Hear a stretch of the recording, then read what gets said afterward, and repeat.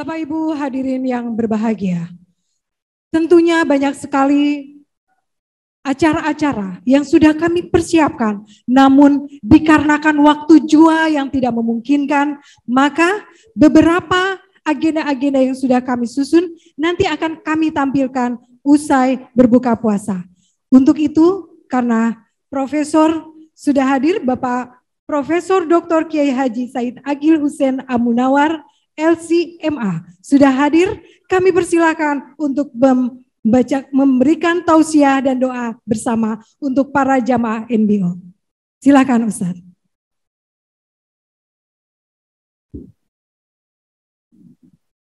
Assalamualaikum warahmatullahi wabarakatuh. Bismillahirrahmanirrahim. Alhamdulillah wassalatu wassalamu ala Rasulillah wa ala alihi wa ashabihi wa man iqtada bihudah, amma ba'du.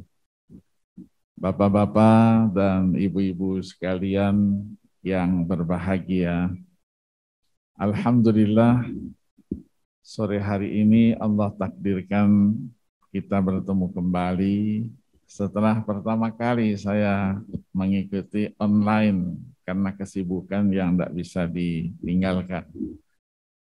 Saya sangat bergembira menemukan satu kelompok yang luar biasa, bahagian daripada inspirasi Al-Quran.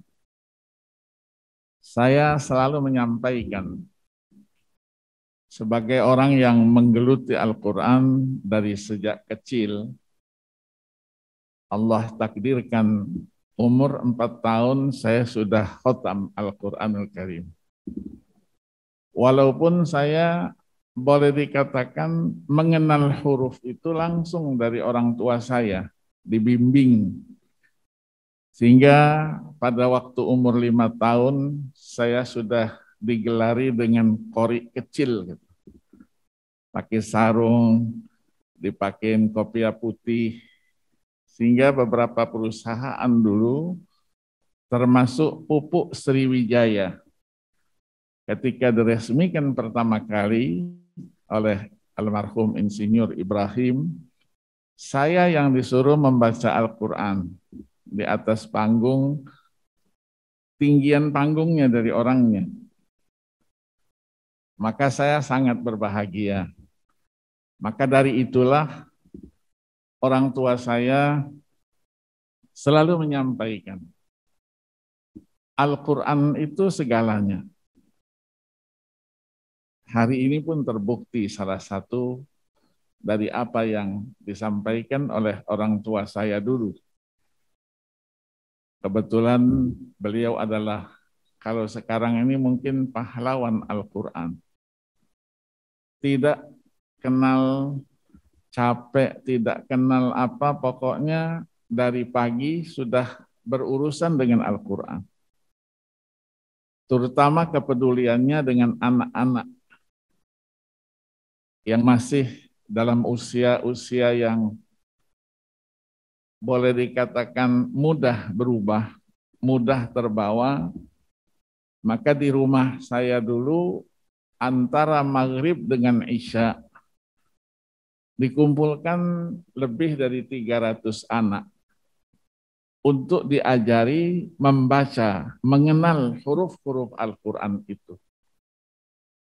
Masa lalu, ya masih tahun 58, listrik kadang-kadang ada, kadang-kadang tidak ada. Mereka datang dan nanti kembali membawa obor, karena masih dalam suasana gelap, tidak mendapatkan penerangan yang cukup. Ketika saya tanya, kenapa harus waktunya maghrib dengan isya? Beliau jawab, kalau siang hari kan sekolah. Kalau malam hari, maghrib isya, itulah waktu-waktu yang sangat-sangat berbahaya bagi remaja anak-anak. Bisa saja terpengaruh oleh berbagai pengaruh yang nanti akan mempengaruhi perjalanan hidupnya. Maka dikumpulkan, sebelum maghrib sudah kumpul di rumah, nanti sampai isya dibimbing oleh ayah. Dan ayah pun begitu sudah jam 8 nanti, keliling mengajarkan Al-Quran dengan lagu. Dan beliau tidak mau dijemput tidak mau. Maunya jalan kaki. Kota Palembang kadang-kadang ke seberang Ilir, kadang-kadang di seberang Ulu, sampai ke 5 Ulu dan seterusnya itu. Nah, saya selalu mendampingi ayah. Ketika itu saya sudah mulai berpikir, karena saya kecil sudah cerewet dengan ayah ini. Kadang-kadang dikatakan, sudah jangan cerewet, diam aja. Banyak ngomong. Kenapa? Karena mendapatkan gambaran yang kadang-kadang di luar. Ya, mungkin kemampuan kita sebagai manusia. Ketika ayah mencontohkan, selesai nanti saya disuruh baca terlebih dahulu. Tuan rumah pun sudah menyiapkan bantalnya untuk saya tidur. Nanti selesai jam 11, dibangunkan saya dan kembali ke rumah. Di tengah jalan pun kadang-kadang mendapatkan macam-macam rintangan. Pada masa itu, masa-masa yang ya dekat dengan gerakan PKI itu. Sehingga ayah saya dari kiai-kiai, beberapa kiai, informasinya orang pertama yang akan diambil. Yang akan apalah istilahnya, diselesaikan lah gitu. Disampaikan oleh teman-temannya, enggak usah keluar dulu lah nanti.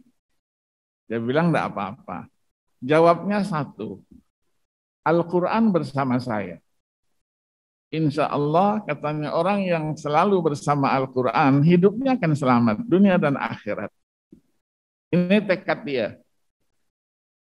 Sehingga pada satu malam, pas masih pergerakan PKI itu tahun 65, dijegal oleh seseorang. Tidak kita kenal. Dengan pisaunya yang terhunus. Nah, sekarang sudah waktunya, kata orang itu. Saya terus berlindung di sebelah ayah. Kata ayah, tenang. Diawasi sama ayah saya. Mungkin ada sesuatu, karena Al-Quran selalu bersama beliau, pisau yang terhunus itu dilihatnya dan langsung jatuh. Pisau itu jatuh, dan orang itu terus kabur lari. Kenapa lari? Ambil pisaunya. Ini menjadi inspirasi buat saya.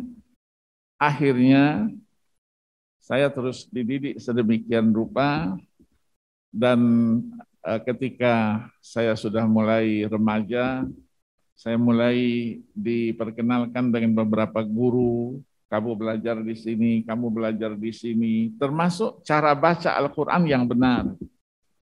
Saya merasa sudah benar cara baca makharijul hurufnya, sifatul hurufnya, saya sudah merasa benar. Pada satu hari ayah saya terus bilang bahwa kalau orang mempelajari Al-Quran, itu banyak gurunya, banyak inspirasinya, banyak ilmu yang dapat didapatkan. Nah, ditunjuklah saya sama seorang Kiai Haji Muhammad Yusuf. Itu terkenal dengan ilmu tajwidnya. Jadi kalau menyebut makharijul huruf Al-Quran itu luar biasa. Saya datang. Ayah saya menyuruh saya bertemu dengan Pak Kiai dan disuruh belajar Al-Quran. Oh iya, katanya ayahmu memang bilang sama saya begitu. Duduklah saya menghadap. Ketika dia mulai untuk mengajarkan ilmunya, dia perintahkan saya coba baca surah Al-Fatihah. Saya baca. Saya mengira sudah bagus bahasa Fatihah saya. 1 kali, 2 kali baca, oh bagus katanya. Saya baca lagi, oh, bagus katanya. Nah, coba ya bacanya yang benar. Lah, yang tadi belum benar Pak Kiai. Ya, coba katanya kita beneri sedikit-sedikit. Saya baca diikat satu-satu. Dari Bismillahirrahmanirrahim, A'udzubillahi minasyaitonirrajim, sudah mulai huruf-hurufnya itu diikat sama dia. Baju saya sudah basah, ini berkeringat. Karena berhadapan dengan seorang kiai yang besar, sampai dengan berakhir, itu ketika menyebutkan waladhdallin. Waladhdallin itu kebetulan belum pas gitu. Kata Pak Kiai, dotnya belum pas, masih bocor. Masih bocor. Saya bilang bocor itu bukan dari mulut saya, dari hidung saya. Keluar anginnya. Dia bilang sama saya, jangan bohongi saya. Jangan bohongi saya. Masuk dia ke dalam. Masuk ke dalam dia mengambil lilin. Lilin dihidupkannya, dia terus bilang, lihat saya baca waladhdallin. Bergerak enggak lilinnya? Enggak bergerak kan? Berarti tidak ada angin dari hidung. Coba lagi. Sampai keringetan saya, sudah katanya hari ini cukup dulu di sini, nanti kita lanjutkan lagi. Pulang saya mengadu, bagaimana Pak Kiai? Luar biasa, saya bilang. Luar biasa apanya? Ini baju saya basah semuanya.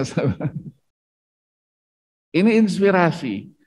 Jadi saya terinspirasikan tadi itu, Al-Quran menjadi inspirasi untuk kita dalam kehidupan ini bisa berkehidupan dengan istilahnya kafah tadi itu, secara menyeluruh. Maka Al-Quran itu sebagai mukjizat ya, yang kita ketahui salah satu daripada pemberian Allah kepada para nabi dan rasulnya adalah mukjizat. Sesuatu yang luar biasa. Kalau bahasa kita itu tidak bisa digambarkan dengan akal pikiran, ya, irrasional, membuktikan kebenaran daripada misi Nabi dan Rasulnya itu. Nah, di ujungnya ada para ulama mengatakan makrunan bitahaddi. Ada unsur menantang. Menantang bagi siapa? Bagi yang tidak beriman. Selalu ditantang. Oh ya, kalau begitu buat seperti ini. Nah, tantangan Al-Quran, kalau kita telusuri ayat-ayatnya, tantangan pertama, kalau kalian tidak percaya dengan Al-Quran, buat seperti Al-Quran, 114 surat. Ternyata tidak mampu melalui ayat 34 surah At-Tur itu. Falyatu bihaditsim mislihi in kanu shadiqin. Maka tantangan turun dari 114, kalau pikiran kita ya 110, misalnya 100, tapi langsung turun drastis 10 surat saja. Tidak bisa 10 surat, 1 surat saja. Itulah yang kita temukan di dalam surah Hud dan surah Yunus. Dan akhirnya yang biasa kita baca ayat 23 dari surah Al-Baqarah. Wa in kuntum fi raibim mimma nazzalna ala abdina fa'tu bi suratin min mislihi wad'u syuhada'akum min dunillah in kuntum shadiqin. Jadi 1 surat saja. Buat 1 surat. Ternyata enggak mampu juga. Enggak mampu juga. Padahal pada waktu itu dalam sejarah itu terbukti bahwa mereka pada masa diturunkan Al-Quran, bahasa Arab sudah sampai kepada puncak kemajuan di dalam sastra. Tokoh-tokoh mereka maju menghadap Rasulullah dan terus mengatakan ini bukan firman Allah, tapi ini pembuatan daripada kamu. Kebohonganlah yang ada di sini, cerita-cerita masa lalu lah yang kau masukkan di sini. Padahal Nabi sendiri kan ummi. Nabi tidak pandai membaca dan tidak pandai menulis. Kalau kita mungkin baca dulu nanti baru kita sampaikan. Itu diungkap oleh ayat 3, ayat 4, 5, 6 dari surah Al-Furqan. Wa qala alladziina kafaru in hadza illa ifkun iftarah wa a'anahu 'alaihi qaumun akharun faqad ja'u zulman wa zura dan seterusnya. Nah, ternyata di balik itu semua Al-Quran adalah sumber segalanya. Sumber inspirasi, sumber pemikiran, sumber ilmu pengetahuan, sumber kebudayaan, semuanya ada di dalam Al-Quranul Karim. Maka Al-Quran jelaskan jati dirinya itu. Diawali biasanya dengan memperkenalkan diri. Al-Quran memperkenalkan jati dirinya. Saya ini. Tapi perkenalannya tidak dengan satu kata, dengan kata yang beragam. Kita temukan di dalam surah Al-Baqarah misalnya ayat 2. Dzalikal kitabu la raiba fihi hudal lil muttaqin. Petunjuk bagi orang yang bertakwa. Begitu dalam surat itu juga pada ayat 185 yang sekarang sering dibaca di bulan suci Ramadan, syahrul Ramadan alladzi unzila fihi al-Qur'an hudal linnas. Tidak hudal lil muttaqin lagi, hudal linnas. Hudal linnas berarti pesan, petunjuk yang ada itu adalah menyeluruh. Baik yang beriman maupun yang tidak beriman. Dijelaskan lagi, wa bayyinatin minal huda wal furqan. Ada penjelasannya, pembeda mana yang hak, mana yang batil. Sampai dengan ayat-ayat berikutnya disebut dengan burhan, disebut dengan mau'izah, buku-buku yang penuh dengan fatwa-fatwa, dengan nasihat-nasihat, hudan, petunjuk, syifa'ul lima fis sudur, penawar hati, rahmat bagi orang-orang yang beriman, dan seterusnya. Banyak ayat yang kita temukan di situ. Tapi untuk mengetahui petunjuknya di bidang apa, rahmatnya bagaimana, penawar hatinya bagaimana, Al-Quran hanya menjelaskan bahwa kitab ini adalah kitab yang isi dan kandungannya luar biasa. Maka ilmu yang diperlukan juga untuk mendekati kitab ini juga sangat beragam. Kalau Imam As-Suyuti mengatakan ulumul Quran itu dikatakan bahrun la sahilalahu. Lautan yang tidak bertepi. Artinya tidak ada orang yang akan sampai ke tepiannya. Sampai dengan dunia ini selesai. Ilmu yang beragam kita temukan. Berapa banyak kitab tafsir sudah ditulis dengan berbagai pendekatan yang dilakukan. Hampir 6.000 kitab tafsir. Yang 1 jilid, ada yang 3 jilid, ada yang 6 jilid, ada yang 17 jilid, 35 jilid, sekian banyak. Itulah hasil interaksi mereka dengan Al-Quranul Karim. Dengan berbagai disiplin ilmunya. Maka ketika Allah isyaratkan, Qul law kanal bahru midadan li kalimati rabbi lanafidal bahru qabla an tanfada kalimatu rabbi walau ji'na bimithlihi madada. Ternyata tafsirnya sudah ada di dalam Al-Quran sendiri. Kalau itu ayat 109 dari surah Al-Kahfi, maka ayat 27 dari surah Luqman menafsirkan ayat itu.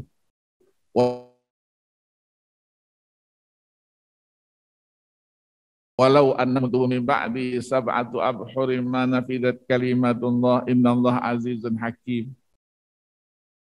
Maka disimpulkanlah oleh ulama bahwa penafsiran terhadap Al-Quran itu dipastikan tidak ada kata selesai. Sampai selesainya dunia ini. Dunia ini sudah kiamat, semuanya sudah hancur, Al-Quran masih eksis seperti itu. Tidak akan bertambah dan juga tidak akan berkurang. Dan dijamin tidak ada manusia siapapun yang bisa merubah, menambah, mengurangi ayat-ayat Al-Quran itu. Menambah 1 huruf saja tidak bisa. Maka Allah jelaskan dalam ayat 9 surah Al-Hijr, yang biasa kita dengarkan, inna nahnu nazzalna dzikra wa inna lahu lahafizun. Kenapa Allah mengatakan inna? Kami. 5 kali kami diulangi. Kalau bahasanya manusia, orang membaca berulang-ulang pasti dia bosan. Inilah yang membuat Yusuf Stephen menjadi Islam karena dia membaca ayat ini. Teman-teman lain juga masuk Islam karena membaca ayat ini. Tidak mungkin katanya, kalau ini buatan manusia, tidak mungkin. Aku baca 1-2 kali sudah bosan aku membacanya. Ini memberikan gambaran bahwa yang memberikan inspirasi, berbagai inspirasi yang ada di dalam Al-Quran, bukan manusia, tetapi Allah Subhanahu wa Ta'ala. Allah mampu untuk meliharanya. Tapi kenapa dikatakan inna nahnu, kami? Menunjukkan ada pihak yang Allah ciptakan dari ciptaannya manusia-manusia yang luar biasa itu. Itulah yang disebut dengan hamalatul Quran. Orang yang hafal Al-Quran. Orang yang hafal Al-Quran Allah berikan sesuatu yang luar biasa. Matanya beda dengan mata kita. Telinganya beda dengan telinga kita. Kalau melihat sesuatu saja dari tulisan ayat, ada salahnya, ada kurangnya, matanya langsung menatap, ini salah. Bacaan juga, telinganya langsung memberikan koreksi. Nah ini menunjukkan bahwa Allah sudah menunjukkan kebesaran dan keagungannya. Ada tangan-tangan Allah di muka bumi ini yang ikut memelihara Al-Quran Al-Karim. Maka kita di sini terinspirasi dari Al-Quran. Disampaikan berbagai ayat. Satu ayat kadang-kadang dibahas sekian lama tidak selesai-selesai. Sampai yang membahasnya bingung. Apalagi yang mendengarkannya. Ya, kita dulu ada acara di program nasional RRI itu kuliah subuh Al-Quran. Nah, kuliah subuh Al-Quran itu kadang-kadang kita bahas satu ayat itu sampai 4 bulan, 5 bulan. Selalu mendapatkan telepon, Bapak kami bingung ini Pak, sudah terlalu jauh ini. Nah, saya bilang yang bicaranya lebih bingung lagi. Prof, mohon izin ya. Prof. Sudah azan ya? 1 menit lagi kita berbuka puasa. Iya, Masya Allah. Iya, itulah Al-Quran. Baru mulai baru pendahuluan sudah buka. Iya, kita berbuka dulu. Ya, insya Allah nanti kita lanjutkan nanti kembali. Nanti bisa lanjut lagi, Prof. Iya, Bismillahirrahmanirrahim.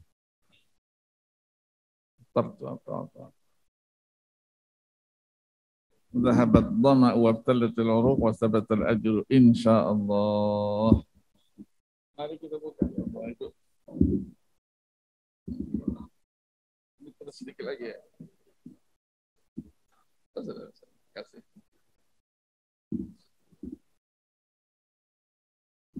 Sedikit saya lanjutkan, nanti kita sambung insya Allah. Bahwa Al-Quran itu memang segala-galanya. Al-Quran itu apa yang kita cari ada di dalamnya.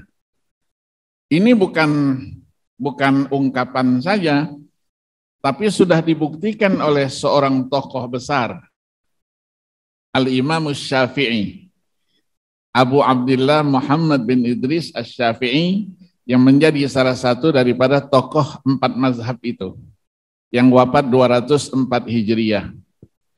Beliau sudah sebutkan di dalam karyanya yang monumental itu, bahwa semua permasalahan umat, sejak Al-Quran diturunkan sampai nanti hari kiamat, solusinya ada di dalam Al-Quran.